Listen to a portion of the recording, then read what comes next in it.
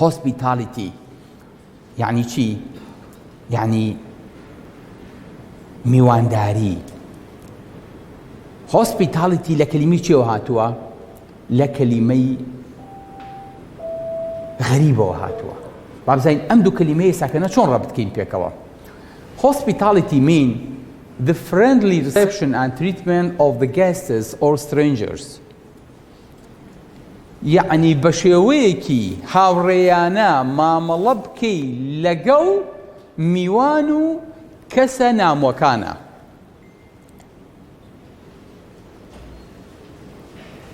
يعني کابراک هەیە بۆ ئێرە ئەبێ بە شێوەیە مامەڵی لەگەڵ بکرێ. خۆ بناسێنە فەرموو ناوی چی بوو؟ بۆچی هاتبووی؟ چێ لەگەڵە؟ هە پێمان عیبە بڵێن چەنە پارە پێیە؟ کابرا وازانێ لەبەردەم محەقیقێکی عەدلی ئاوەستاوە مامەڵی لەگەڵ ئاکرێ. نەخێر